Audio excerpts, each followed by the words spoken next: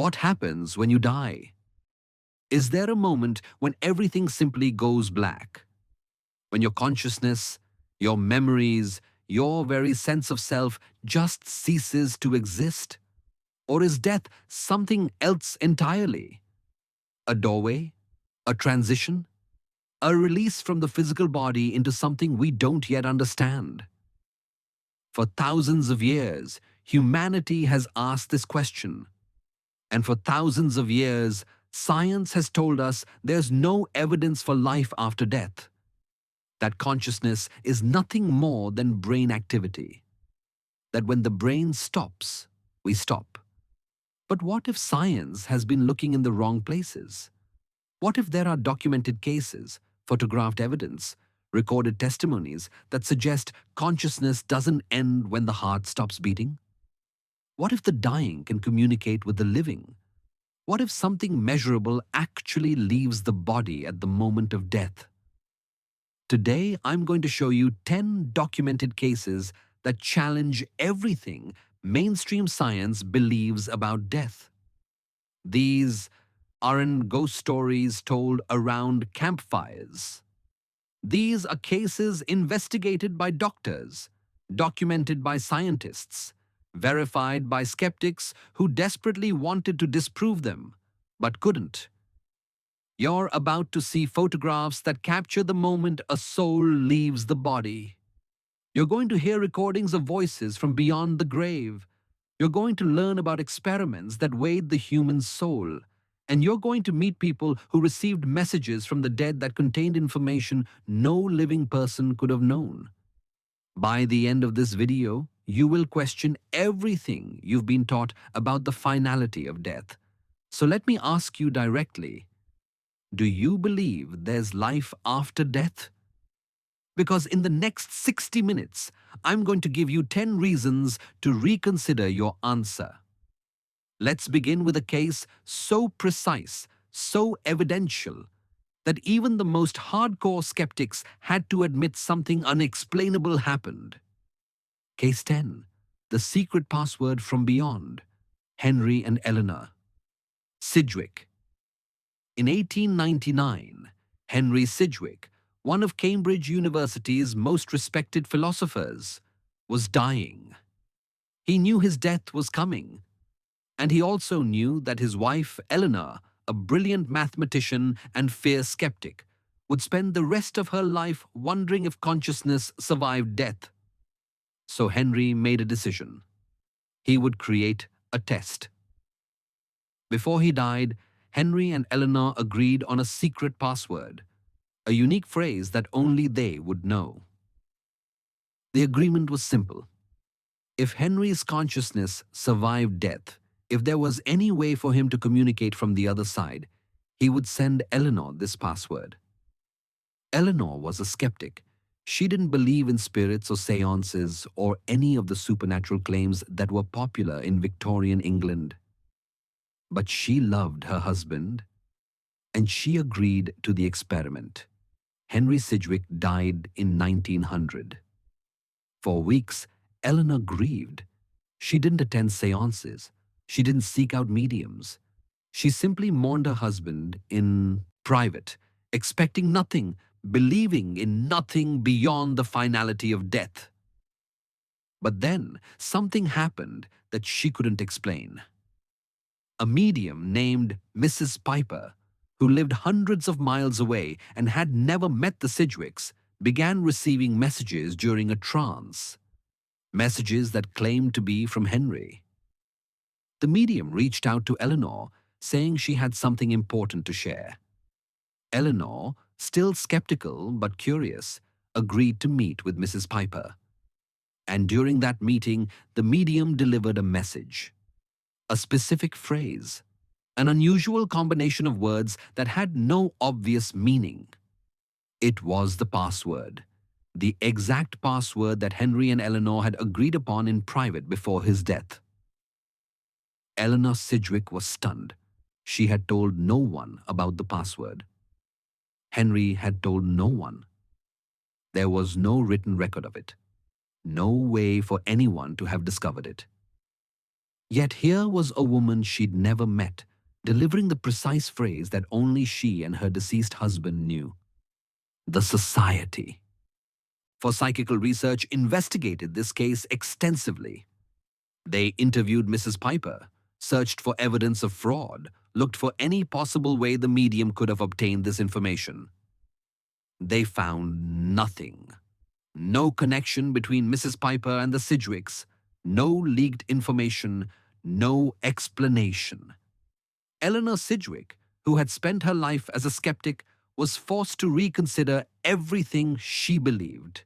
She wrote in her journal, "I received proof that consciousness survives. My husband kept his promise." Now, skeptics will argue that this could be coincidence, that perhaps Mrs. Piper guessed correctly.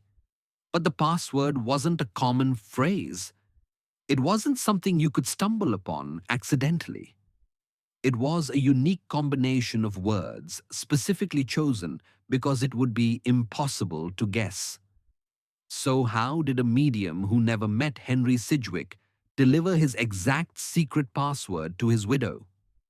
How did she know something that no living person besides Eleanor knew? Was it possible that Henry's consciousness, his determination to prove survival after death, somehow reached across the barrier between life and death to keep his promise to his wife? Case 9.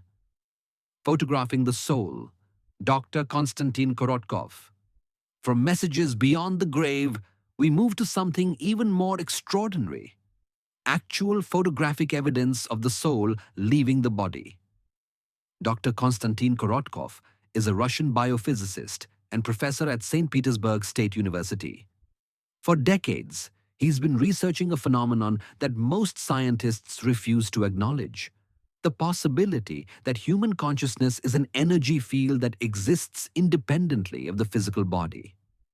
In the early 2000s, Dr. Korotkov developed a technology called gas discharge visualization, or GDV.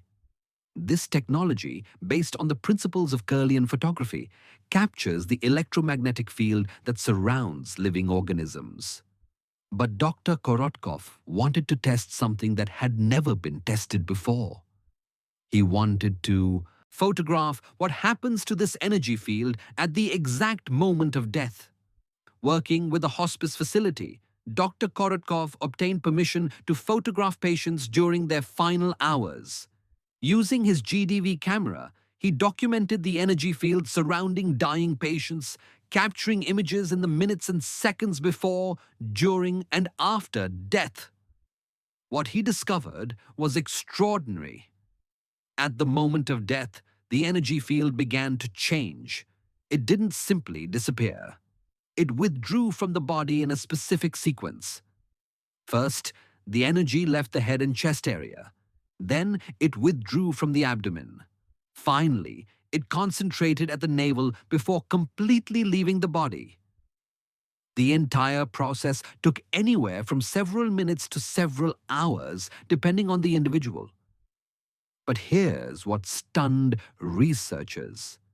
In some cases, the energy field didn't immediately disperse after leaving the body. It lingered. It hovered near the corpse for hours, sometimes even days, as if the consciousness was reluctant to leave, as if it was saying goodbye. Dr. Korotkov documented this phenomenon across multiple patients. The pattern was consistent. The energy withdrew in stages, always following the same sequence, always concentrating at specific points before departing. He published his findings in peer-reviewed journals. He presented his photographs at scientific conferences.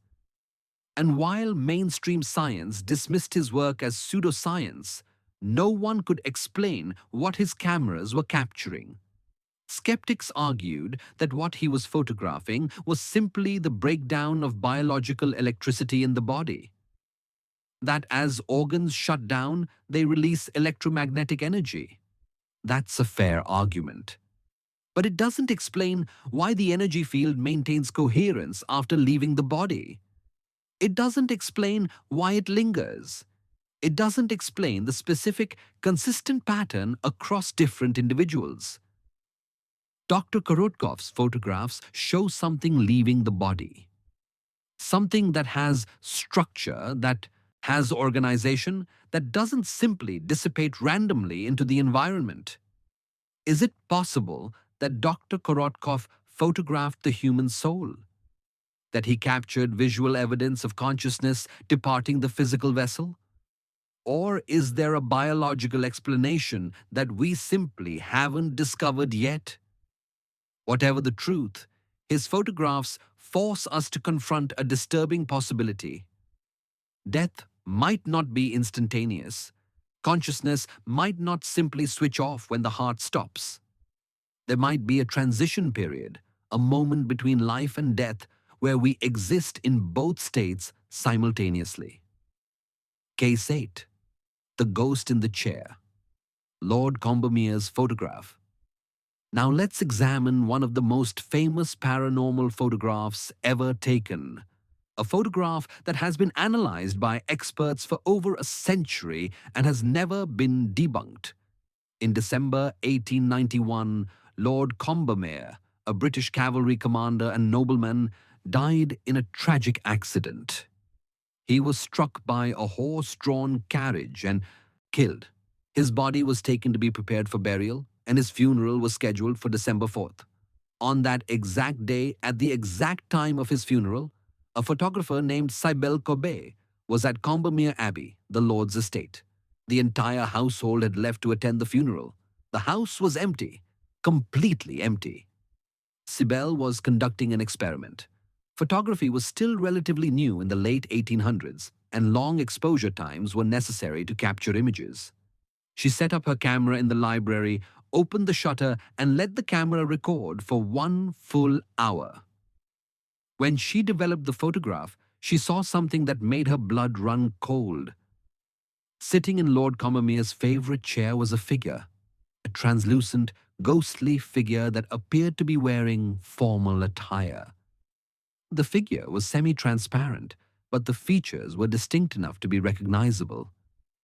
It looked exactly like Lord Combermere. But this was impossible. Lord Combermere was being buried at that exact moment, miles away from the abbey.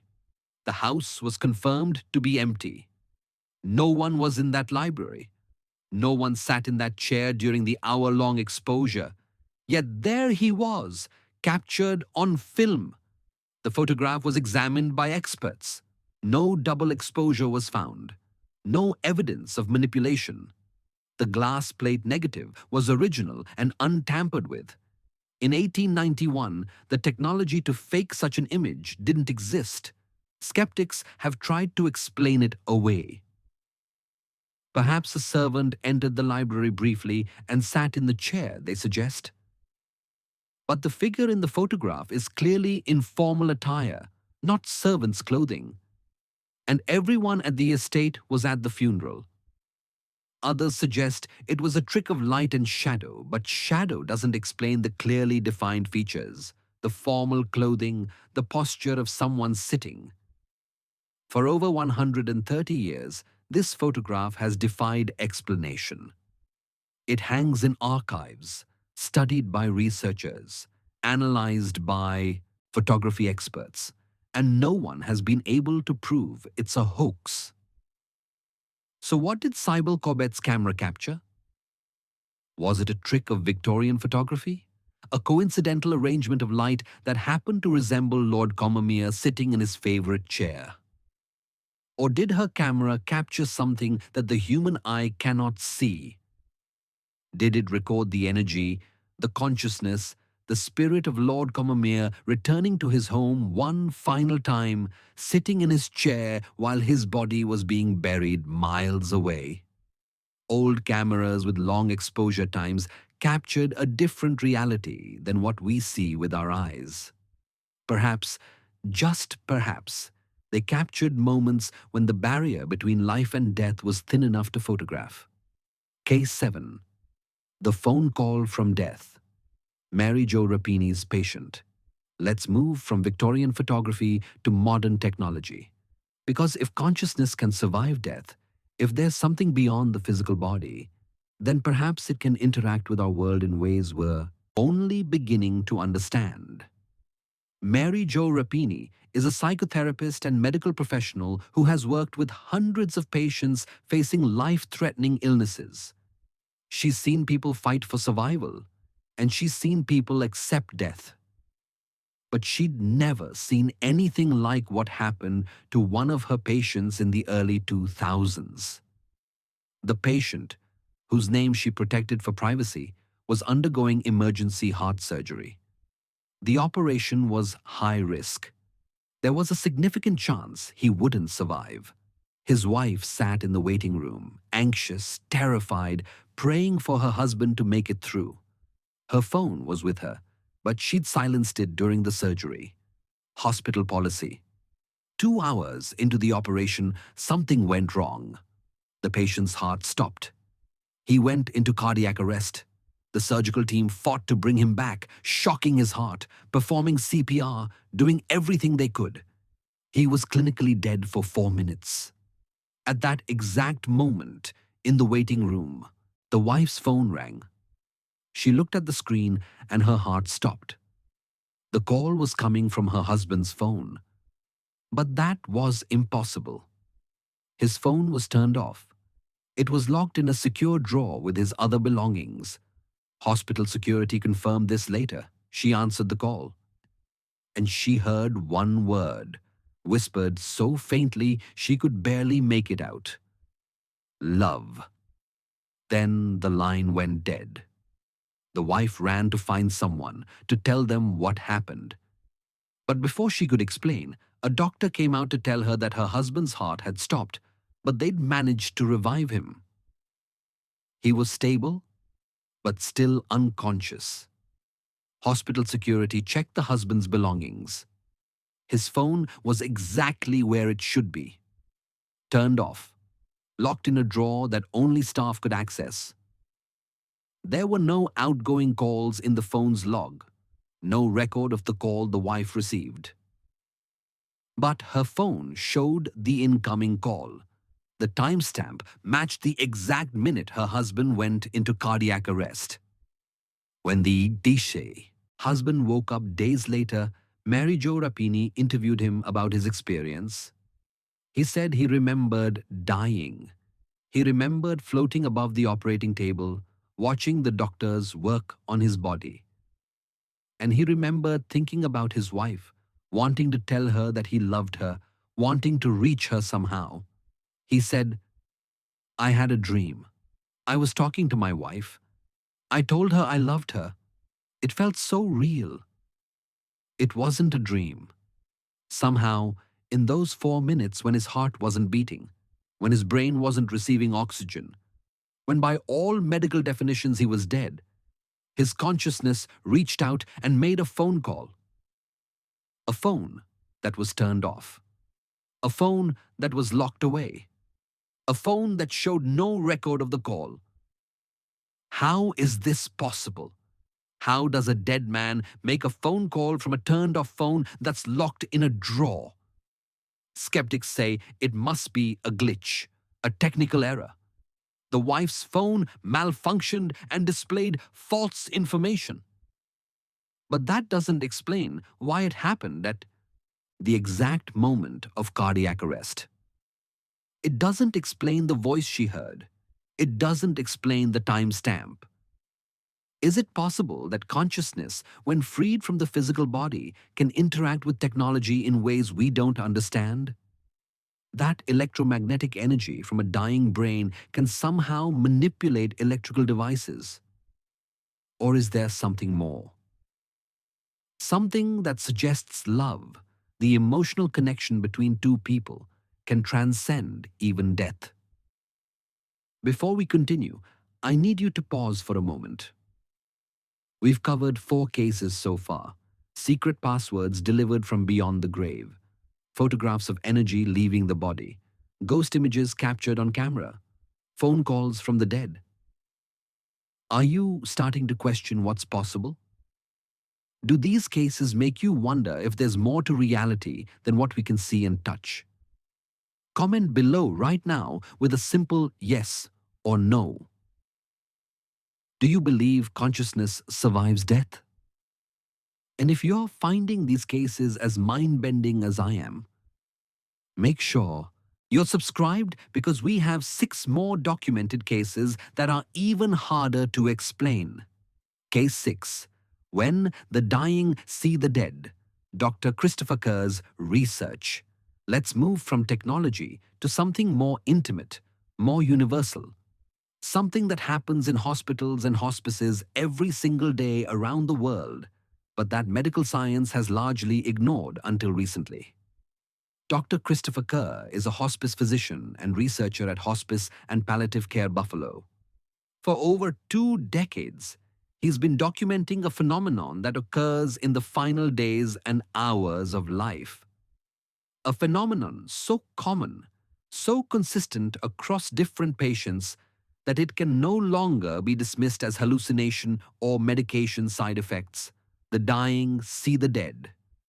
Dr. Kerr has documented over 1,400 cases of patients who, in their final days, reported vivid experiences of deceased loved ones visiting them. These aren't vague sensations or wishful thinking. These are detailed, meaningful interactions that the dying describe with absolute clarity. They see their parents, their spouses, their children who died before them. They have conversations. They receive comfort. And here's what's extraordinary. These experiences are more real to them than the hospital room around them.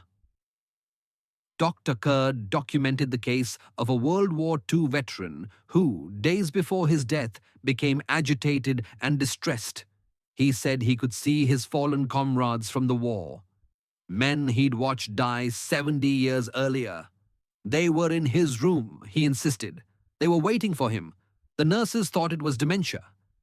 But the veteran described these men in perfect detail. He named them. He described how they died. And when Dr. Kerr verified his accounts against military records, everything was accurate. Another patient, a woman in her 80s, hadn't spoken coherently in weeks due to advanced dementia. But 2 days before she died, she suddenly became lucid. She looked at the corner of her room and smiled. She said, "My mother is here. She says it's time." Her mother had died 40 years earlier. The woman spoke to her mother for nearly an hour, having a conversation that the nurses couldn't hear but could clearly see. She was animated, happy, at peace. 2 days later, she died quietly in her sleep. Dr. Kerr emphasizes something crucial. These experiences occur in both religious and non-religious patients, in atheists and believers, in people from every cultural background. The phenomenon is universal. And here's what's most significant. Patients who have these experiences lose their fear of death. They become calm, peaceful. They stop fighting. They accept what's coming. Dr. Kerr published his research in medical journals. He's given TED Talks. He's written books documenting these cases. And his findings suggest something profound. Dying is not a medical event. It's a transition. And that transition involves consciousness moving from one state to another. Skeptics argue these are hallucinations caused by dying brains. That oxygen deprivation creates false visions. But that doesn't explain why the visions are so consistent. Why patients always see deceased loved ones, never living people. Why the experiences provide such profound comfort. It doesn't explain why a woman with severe dementia who hadn't spoken in weeks suddenly becomes lucid enough to have a detailed conversation with her dead mother. Dr. Kerr believes these experiences are real, that the dying are seeing something we cannot see, that the boundary between life and death becomes permeable in those final days, allowing consciousness to exist simultaneously in both worlds. Is it possible that when we approach death, we begin to perceive a reality that living people cannot access? That our deceased loved ones really do come to guide us through that final transition? Or is the dying brain simply creating comforting fantasies to ease the terror of non existence? Whatever the explanation, one thing is certain: the dying sees something, something consistent, something meaningful, something that transforms their fear into peace. Case 5. The soul leaves. Before the body dies building, on Dr. Kerr's research, we now examine something that hospice workers have observed for generations, but that science has only recently begun to document. The moment when the soul appears to leave the body before physical death occurs. Hospice nurses talk about it in quiet conversations. They've all seen it. The change that happens hours or sometimes days before death. The patient's eyes become distant. Their gaze turns inward. They seem to be looking at something beyond the room, beyond this world. Medical professionals call it the look. But those who've witnessed it hundreds of times know it's more than just a physical change.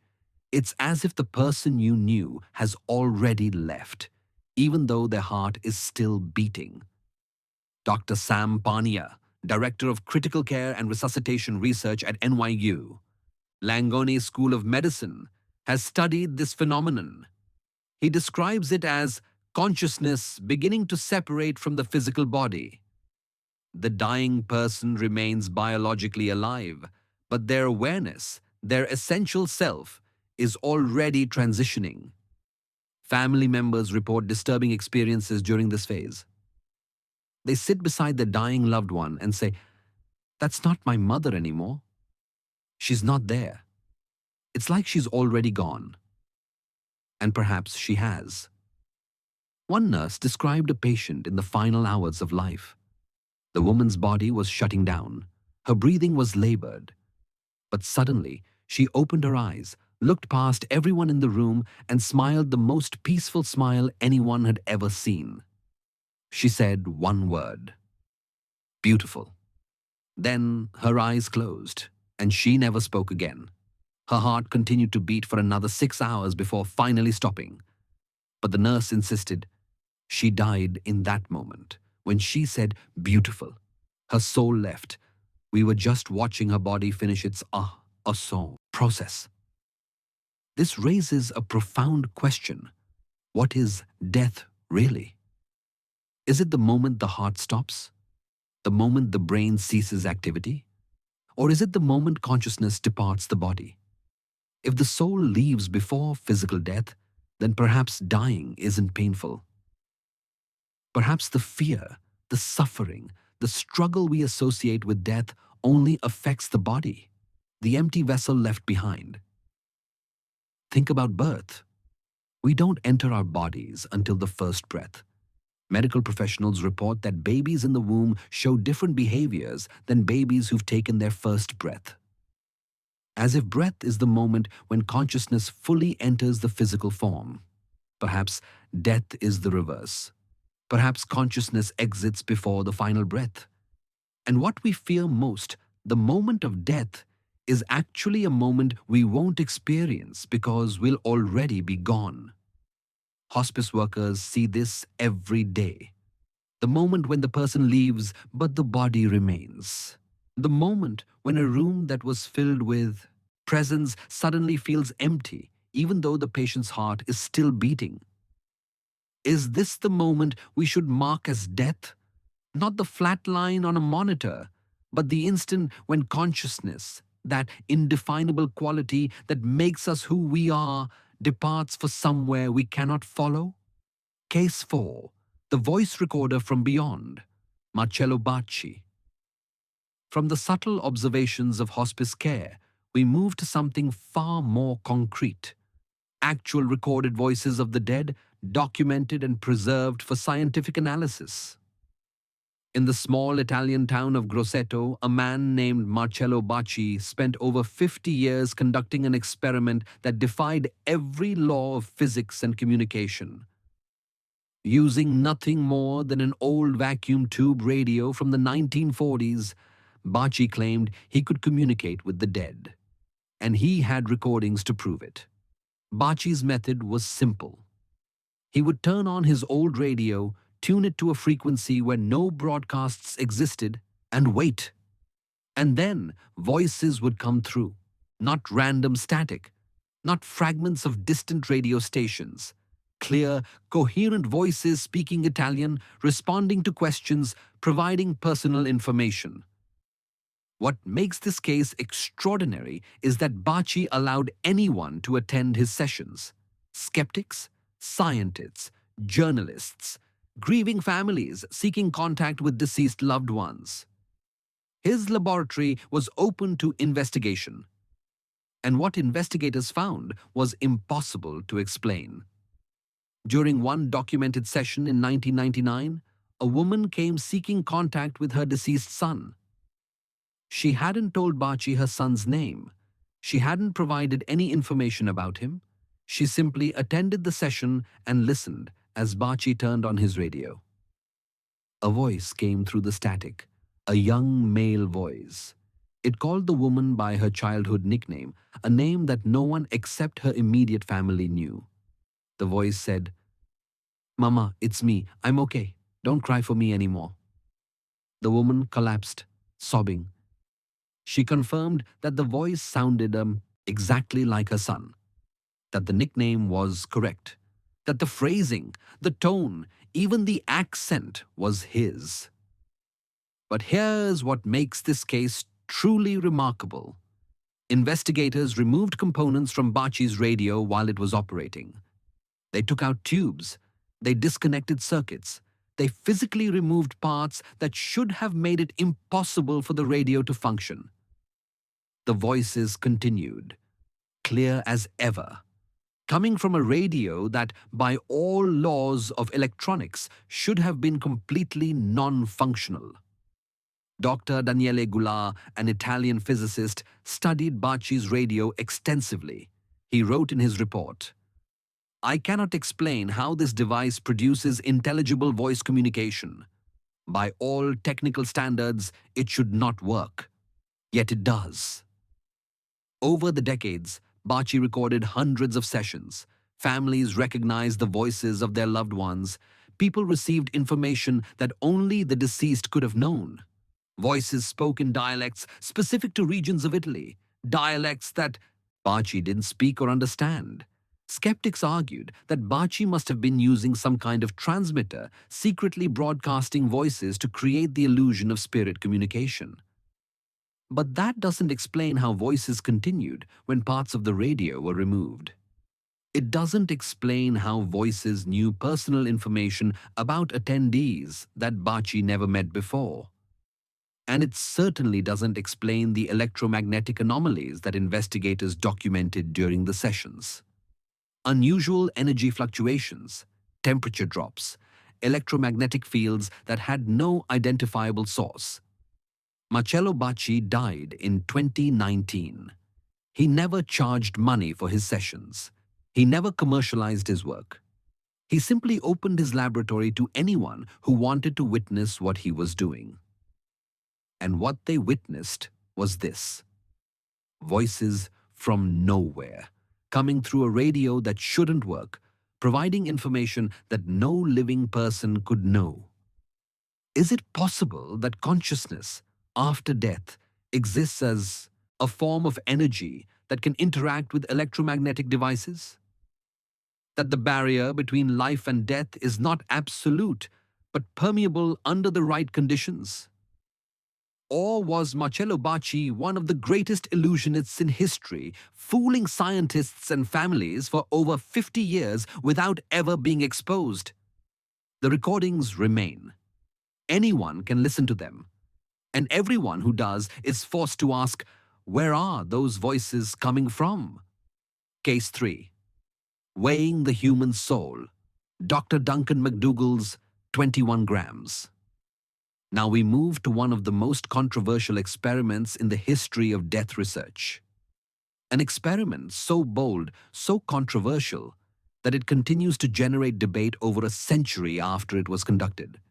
In 1907, Dr. Duncan McDougall, a physician from Massachusetts, had a radical idea. If the soul exists, if something leaves the body at death, then perhaps it has mass. Perhaps it weighs something. And if it weighs something, then we should be able to measure the exact moment it departs by weighing a dying person before and after death. Dr. McDougall built a custom bed mounted on an industrial scale sensitive to 1/10 of an ounce. He obtained permission from terminally ill tuberculosis patients to conduct his experiment. These patients were in the final hours of life, and they agreed to be weighed as they died. On April 10, 1907, Dr. McDougall conducted his first experiment. He placed a dying patient on the scale and monitored the weight continuously. As death approached, the scale remained stable. The patient's breathing slowed, the heart rate dropped. And then, at the exact moment of death, something extraordinary happened. The scale dropped. Suddenly. Measurably. The patient lost 3/4 of an ounce of weight in an instant, 21 grams. Dr. McDougall was stunned. He checked his equipment. No leaks, no evaporation, no explanation for the sudden weight loss. He waited, continuing to monitor the body. The weight remained stable. Whatever had left was gone. He repeated the experiment with 5 more dying patients. The results varied. Some showed a gradual weight loss. Others showed the same sudden drop. But in every case where he could get clear measurements, there was weight loss at the moment of death that couldn't be attributed to normal biological processes like exhaling breath or releasing fluids. The most dramatic case showed a loss of 21 grams, and that's the number that entered popular culture. 21 grams. The weight of the human soul. Dr. McDougall published his findings in the Journal of the American Society for Psychical Research. He was immediately attacked by the scientific community. Critics said his scale wasn't accurate enough, that he didn't account for air escaping from the lungs, that the sample size was too small. He defended his work, arguing that he had accounted for breath, that the weight loss was too sudden and too significant to be explained by exhalation, that something with measurable mass had left the body. To strengthen his case, Dr. McDougall conducted the same experiment on dying dogs. In every case, the dog showed no measurable weight loss at death. This, he argued, was evidence that only humans, only beings with souls, lost weight when they died. The controversy never died. To this day, scientists debate whether McDougall's experiment was valid, whether his equipment was precise enough, whether his conclusions were justified. But here's what we know for certain. He documented measurable, sudden weight loss in human patients at the moment of death. Weight loss that occurred instantaneously, not gradually. Weight loss that remained permanent after death. Skeptics have offered explanations: the release of sweat, the settling of the body, air escaping from organs. But none of these explanations fully account for the sudden, measurable drop that McDougall documented. Is it possible that Dr. McDougall measured something real? That consciousness, the soul, whatever we call the essence of who we are, has actual physical mass. If the soul weighs 21 grams, then it's not purely spiritual or metaphysical. It's something that exists in the physical world, something that can be detected, measured, quantified. That would mean death isn't the end of matter. It's the departure of a specific form of matter that science hasn't yet fully understood. We're approaching the final 3 cases, and I want to check in with you. We've seen photographs of souls leaving bodies. We've heard recordings of voices from the dead. We've examined experiments that suggest consciousness has measurable weight. If you're still watching, you're clearly open to possibilities that most people dismiss. That means you're ready for what comes next, because our final three cases involve visual evidence so compelling, so impossible to dismiss, that even the most hardcore skeptics struggle to explain them. Make sure you're subscribed. You won't want to miss this. Case 2. The most famous ghost photograph ever taken. The Brown Lady of Raynham Hall. In September 1936, two photographers from Country Life magazine were assigned to photograph Raynham Hall, a historic manor in Norfolk, England. Their job was simple: document the architecture and interiors for a feature article. Captain Hubert C. Provand and his assistant Indre Shira set up their equipment on the main staircase. It was early evening. The light was fading, which meant they needed a long exposure to capture the image properly. Provand prepared the shot, set up his camera, and was ready to trigger the exposure when Shira suddenly grabbed his arm. "Captain! Captain!" Shira shouted. "Do you see that on the stairs?" Provand looked up at the staircase. He saw nothing unusual, just empty stairs in the dim light. "There's a figure," Shira insisted. "A woman! Take the picture! Take it now!" Provand thought his assistant had lost his mind. But he triggered the exposure anyway, capturing a long exposure photograph of the staircase. When they developed the photograph back at the studio, both men stared at the result in shock. Descending the staircase was a translucent figure. A woman dressed in what appeared to be 18th century clothing. Her form was semi-transparent, glowing with an ethereal light. You could see through her to the stairs behind, but her features, her dress, her movement down the stairs were all clearly visible. This wasn't a trick of light. This wasn't shadow. This was a figure that Shira had seen with his own eyes and that the camera had captured on film. The photograph became known as the Brown Lady of Raynham Hall, and it's considered one of the most famous ghost photographs ever taken. Experts analyzed the negative extensively. No double exposure, no manipulation, no evidence of fraud. The photograph was genuine. Something or someone was on those stairs when that picture was taken. The legend of Raynham Hall provided context. For centuries, residents and visitors had reported seeing the ghost of Lady Dorothy Walpole, who died in 1726. She was called the Brown Lady because witnesses consistently described her wearing a brown brocade dress. Dorothy Walpole's life was tragic. She was locked away by her husband for years, imprisoned in Raynham Hall, and died under mysterious circumstances. Some say she was murdered. Others say she died of a broken heart. But for 300 years, people have reported seeing her ghost walking the halls and descending that staircase. The 1936 photograph provided visual evidence of something that had been reported for generations. But here's what makes this case truly significant. Old cameras with long exposure times capture reality differently than modern cameras. They record minutes of time in a single image.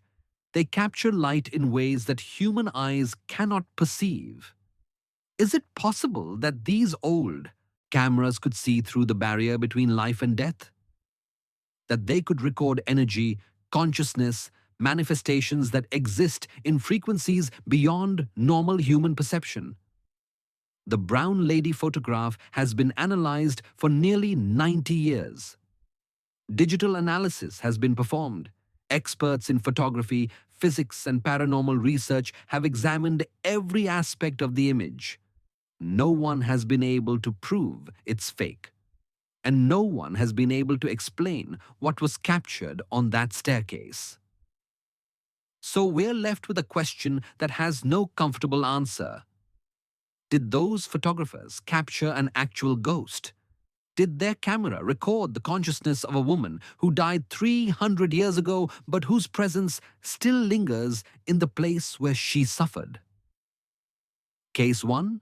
Signals from the dead. The Titanic's phantom. Radio calls. We've reached our final case, and I saved this one for last because it combines multiple elements we've discussed: technology, electromagnetic phenomena, and evidence that consciousness might persist in places where tragedy occurred. Everyone knows the story of the Titanic. On April 15th, 1912, the supposedly unsinkable ship struck an iceberg and sank in the North Atlantic, killing over 1,500 people. The radio operators on board, Jack Phillips and Harold Bride, sent out desperate distress calls using the ship's call sign MGY. The Titanic sank. Jack Phillips died at his post, and the radio equipment went down with the ship, settling on the ocean floor 2.5 miles below the surface. But the signals didn't stop. In the days, weeks, and even months following the disaster, radio operators around the world reported receiving distress calls using the call sign MGY, the Titanic's call sign. Ships and coastal stations picked up weak, fragmented transmissions, SOS signals, calls for help. At first, authorities thought surviving ships were picking up echoes or atmospheric anomalies. But the signals continued. Months turned into years, and radio operators kept reporting the same thing. They were receiving transmissions from MGY, from a ship that was lying in pieces on the ocean floor. The most documented case occurred in April 1913, exactly 1 year after the sinking. Multiple operators across the Atlantic simultaneously reported receiving a strong SOS signal using the call sign MGY. The signal lasted for several minutes before fading. There was no technical explanation. No radio equipment existed that could transmit from the ocean floor. The Titanic's wireless system was powered by the ship's generators. Without power, without maintenance, sitting under 2.5 miles of water for a year, it was absolutely impossible for that equipment to function. Yet operators were receiving something that identified itself as MGY, something that was sending distress signals. The phenomenon continued sporadically for years. As late as the 1920s, there were reports of MGY signals being detected. Always weak, always fragmented, always carrying that same desperate call for help. But the mystery doesn't end with radio signals. When Robert Ballard discovered the wreck of the Titanic in 1985, and when subsequent expeditions sent divers and submersibles to explore the site, crew members reported disturbing experiences. Divers described an oppressive atmosphere around the wreck, a sense of being watched, of not being alone. Some reported hearing sounds that couldn't be explained, voices in the water, metallic clanging as if the ship's systems were still active. One diver reported seeing what looked like figures moving through the wreckage, translucent shapes that appeared and vanished in the beam of his light. These reports are dismissed as psychological effects of deep-sea diving, the result of nitrogen narcosis or the stress of exploring a mass grave. But the reports are consistent across multiple expeditions, multiple divers, different time periods. Something about the Titanic wreck site feels wrong, feels occupied, as if the tragedy that occurred there was so immense, so sudden, that it left a permanent mark on that location. Is it possible that the 1,500 souls who died in terror and confusion that night somehow imprinted their final moments on the electromagnetic environment? That their desperate calls for help, their fear, their dying thoughts became encoded in the very fabric of that location? Or is there a simpler explanation? Are the radio signals just atmospheric disturbances that happen to match the Titanic's frequency? Are the diver reports just the product of diving in a place they know is a mass grave?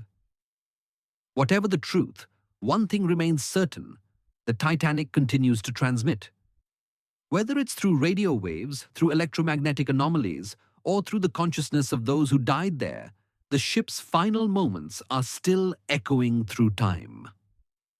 Conclusion 58 Scene Tuacha sa 60.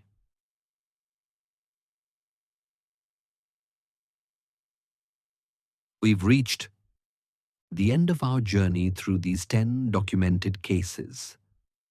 10 pieces of evidence that suggest death is not the end of consciousness. We've seen secret passwords delivered from beyond the grave. We've examined photographs of energy leaving the body at the moment of death. We've heard recordings of voices that shouldn't exist. We've reviewed experiments that measured the weight of the departing soul. We've learned that the dying see the dead, that consciousness appears to leave the body before physical death, that old cameras capture images invisible to the human eye, that radio equipment can receive transmissions from sources that no longer exist. The skeptics will say it's all explainable. Coincidence, fraud, misinterpretation, wishful thinking by people who can't accept the finality of death. And maybe some of these cases can be explained away. Maybe there are rational explanations that we simply haven't discovered yet. But can all of them be explained? Can we dismiss every photograph, every recording, every scientific measurement, every testimony from thousands of witnesses across centuries as nothing more than delusion? Dr. Sam Parnia, who has spent decades researching consciousness and death, said, "The evidence suggests that consciousness continues after the body dies. We don't know where it goes. We don't know how long it persists. But the data indicates it doesn't simply cease to exist when the brain stops functioning." Think about what that means for your own life, for your own death, for the people you've lost. It means that perhaps the essence of who we are, the consciousness that makes us individuals, doesn't depend entirely on the physical brain. That perhaps we are more than just biological machines that stop when the power runs out. It means that the people we love who have died might not be gone. Not completely. Not forever. That they might exist in a form we can't normally perceive, but that sometimes, under the right circumstances, reaches across the barrier to let us know they're still there. It means that your own death might not be the terrifying void you fear. It might be a transition, a release from the physical body, a return to something larger, something we were part of before birth and will be part of after death. Or perhaps consciousness is something we don't yet understand. Not spiritual or supernatural, but a form of energy that exists in dimensions we haven't yet discovered. Something that quantum physics is only beginning to hint at. Whatever the truth, these 10 cases force us to acknowledge that we don't know everything about death, that there are mysteries we haven't solved, questions we haven't answered, evidence we can't explain away with our current understanding of reality. So I'll ask you one final time. Do you believe there's life after death? After everything you've seen and heard today, has your answer changed? Let me know in the comments. Tell me which case affected you most. Tell me about experiences you or your loved ones have had that suggest consciousness continues beyond death. This conversation is important because our culture treats death as the ultimate end, the final darkness, something to be feared and avoided at all costs. But what if we've been wrong? What if death is not an ending, but a transformation? If you found this video meaningful, if it made you question your assumptions about mortality, then share it. Help others consider these possibilities. And make sure you're subscribed, because we're going to continue exploring the deepest mysteries of consciousness, death, and what might lie beyond. Thank you for joining me on this journey.